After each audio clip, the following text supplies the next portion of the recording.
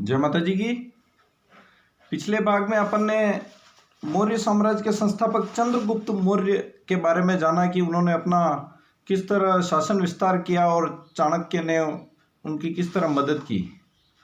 आज हम चंद्रगुप्त मौर्य के पुत्र बिंदुसार के बारे में जानेंगे। चंद्रगुप्त मौर्य की मृत्यु के बाद उनके पुत्र बिंदुसार मगध साम्राज्य की गद्दी पर बैठे और उस समय में मगध की राजधानी पाटलिपुत्र हुआ करती थी।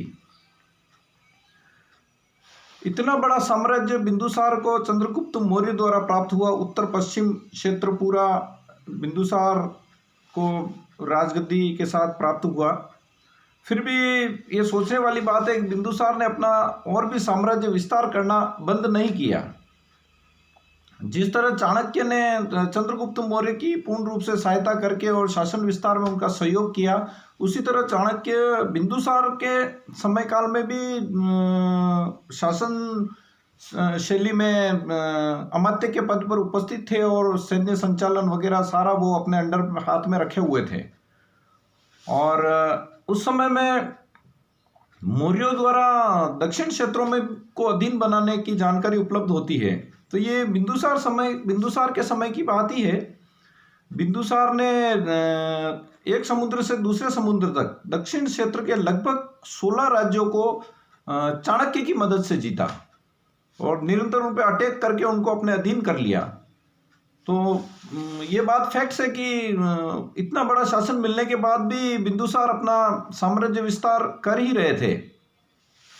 बिंदुसार मुख्य रूप से सनातन हिंदू धर्म के अनुयायी थे और दक्षिण राज्यों को इन्होंने काफ़ी राज्यों को इन्होंने जीत लिया था और अपने अधीन कर लिया था। अब एक बात और आती है कि बिंदुसार ने इतने राज्यों को जीतने के बाद में भी उनकी उन्नति की ओर भी ध्यान दिया, उनकी समृद्धि उन्नति की ओर ध्यान दिया, क्योंकि चंद्रगुप्त मौर्य तो बाल्यावस्था में थे, उनके पास कोई शासन नहीं था, तो उन्होंने शासन विस्तार के लिए उन एरियो को अधीन किया। पर बिंदुसार के पास अब मौका था कि जिन क्षेत्रों को अपने अधीन किया है उनकी समृद्धि के लिए भी सोचे। तो बिंदुसार के समय में मौर्य साम्राज्य का यवन राज्यों के साथ घनिष्ठ राजनीतिक संबंध रहा था।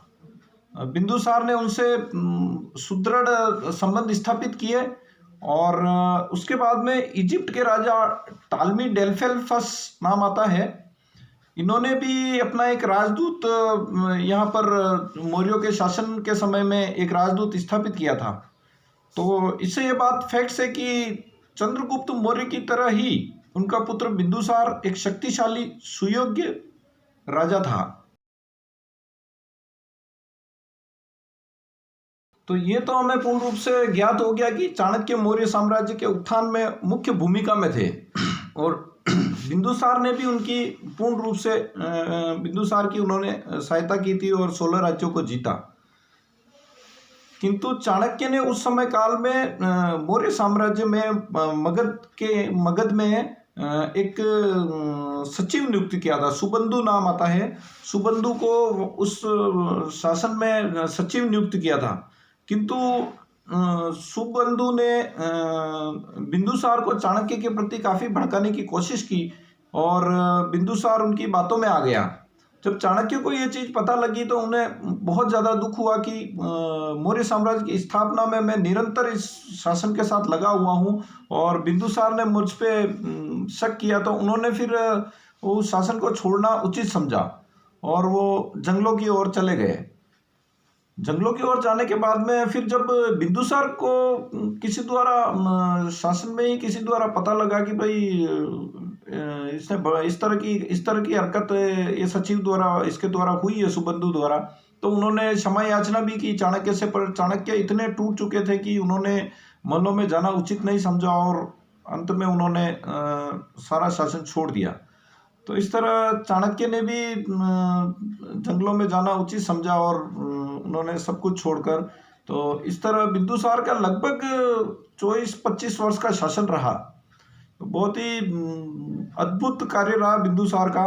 बिंदुसार ने साम्राज्य के विस्तार के साथ उसकी उन्नति, उनकी समृद्धि और प्रजा के लिए भी सोचा और काफ़ी बाहरी देशों से उन्होंने संपर्क स्थापित किए। अब इसके बाद हम अगले भाग में फिर इनकी अगली कड़ी में हम उनके पुत्रों पे चलेंगे। सम्राट अशोक जो बिंदुसार के पुत्र होते हैं थे, उनके बारे में अब जानकारी नेक्स्ट भाग में हम उपलब्ध कराएंगे। जय माता जी की। मंगल सिंह, राव मादड़ा।